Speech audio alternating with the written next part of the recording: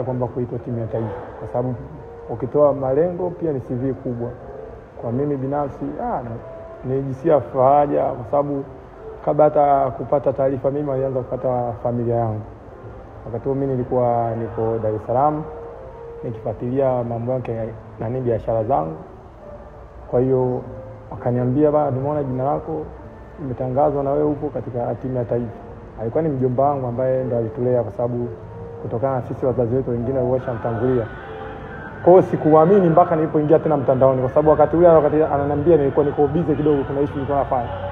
Kwa hiyo alivyoniambia haraka, kitu cha kwanza nikaingia Tan Football, kwa sababu ndio sehemu kubwa ambayo napata taarifa za nchi, yani za kimchezo. Kwa hiyo baada ya kuangalia vile, kwa hiyo nikaona kikosi kitajwa na jina langu liko namba 3. Kwa kweli nilimshukuru Mwenyezi Mungu, kwa sababu sisi ukiondoa mambo mengine yote ni watu wa ibada. Nilimshukuru Mwenyezi Mungu kwa sababu muda ule ulikuwa ni saa 6 nakumbuka.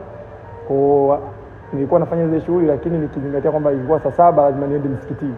Kwa hata nilipoenda msikitini kuswali katika huu mwezi mtukufu wa Ramadhani, najua niliombea kwanza nilikuwa namshukuru Mwenyezi Mungu, kwa sababu sio jambo dogo, kwa sababu kila mchezaji wa Tanzania ana ndoto ya kucheza timu ya taifa. Kwa kuwa mimi ilikuwa ni mara yangu ya kwanza, kwa nilikuwa na furaha zaidi yani ya kitu kingine chochote. Wala sijawahi kupata furaha kama nilipata wakati huu na kufikia taarifa hizi. Kwanza nashukuru kwa sababu wachezaji ambao nimewakuta ni wa level ambayo iko juu. Nikisema level iko juu kwa sababu wengi wameshacheza timu ya taifa mara 5, mara 6, wengine mara nyingi zaidi. Kwa ni watu wazoefu, afu ukija kuangalia wametoka kufuzu mashindano makubwa ya AFCON. Kwa hiyo wamekuja tena kwenye mashindano haya makubwa. Japo mimi sikuwepo katika raundi iliyopita ya AFCON, lakini nilikuwa nategemea nitakutana na ushindani ambao kwanza kila mmoja anapambania taifa. Hilo ndio nilolikuta la kwanza. Cha pili, discipline. Yaani tumezoea watu wengi wakiongea kuhusu discipline, lakini katika timu ya taifa imekuwa ni discipline kubwa kushinda hata vile ninavyokuwa nafikiria. Hicho ndio kilichonishangaza.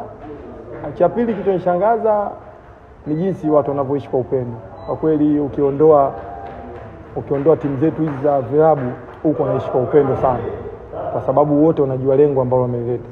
Kwa mpaka leo tumefika hapa, viongozi, wachezaji, technical bench, yani tuko watu wako pamoja yani. Kwa hiyo mimi najifunza kitu ambacho nilikuwa sijui kama nitaweza nikakutana nacho, kwa sababu kwenye vilabu vyetu vingi discipline inakuwepo, lakini sio kali kama ninapokuwa huko timu ya taifa.